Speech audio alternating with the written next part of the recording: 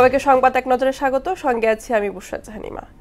যুক্তরাষ্ট্রে অবৈধভাবে অবস্থানের অভিযোগে আটক ৩৯ জনকে বাংলাদেশে ফেরত পাঠানো হয়েছে। সকালে ঢাকার হযরত শাহজালাল আন্তর্জাতিক বিমানবন্দরে তারা এসে পৌঁছান। শুক্রবার পররাষ্ট্র মন্ত্রণালয় এক বার্তায় জানায়, মার্কিন সামরিক বাহিনীর বিমানে করে ৬১ জনকে ফেরত পাঠানো হচ্ছে।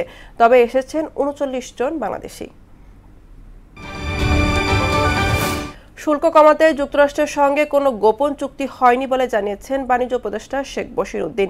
ওয়াশিংটনে বাংলাদেশ দূতাবাসের প্রেস মিনিস্টার গোলাম মুর্তজাকে দেওয়া এক সাক্ষাৎকারে তিনি একথা বলেন। উপদেষ্টা বলেন, বাণিজ্য চুক্তি সম্পূর্ণ হওয়ার পর দুই দেশ যৌথ বিবৃতি দেবে, সেখানে সব বিষয়ে জানানো হবে। ৫ আগস্টের মধ্যে জুলাই ঘোষণাপত্র দেওয়া হবে বলে জানিয়েছেন অন্তর্বর্তীকালীন সরকারের তথ্য ও সম্প্রচার উপদেষ্টা মাহফুজ আলম। জুলাই ঘোষণাপত্র এখন বাস্তবতা বলেও উল্লেখ করেন তিনি। নিজের ভেরিফাইড ফেসবুক পোস্টে এসব কথা বলেন মাহফুজ। এদিকে জুলাই সনদ আসছে বলে এক ফেসবুক পোস্টে উল্লেখ করেছেন স্থানীয় সরকার উপদেষ্টা আসিফ মাহমুদ সজীব ভূঁইয়া। সক্রিয় দক্ষিণ পশ্চিম মৌসুমী বায়ুর প্রভাবে রংপুর, ময়মনসিংহ, সিলেট বিভাগের অনেক জায়গায় সন্ধ্যা ৬টার মধ্যে অতি ভারী বর্ষণ হতে পারে। এসব অঞ্চলে ২৪ ঘন্টায় ৪৪ থেকে ৮৮ মিলিমিটার পর্যন্ত এবং কোথাও কোথাও এর চেয়েও বেশি বৃষ্টিপাত হতে পারে, এমন পূর্বাভাস দিয়েছে আবহাওয়া অধিদপ্তর।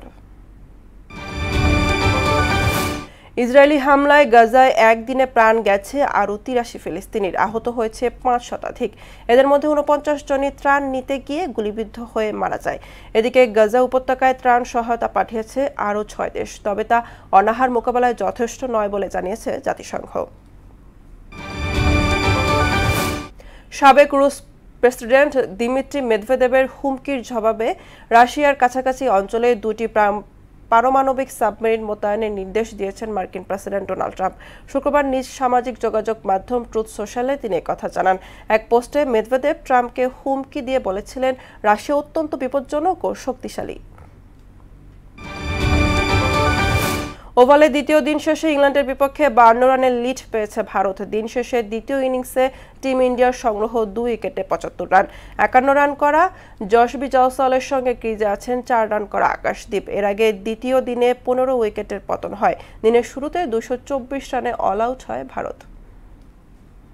এই ছিল সংবাদ এক নজরে সবশেষ খবর। সবার আগে জানতে মোহনার সাথেই থাকুন। এতক্ষণ সঙ্গে থাকার জন্য ধন্যবাদ সবাইকে।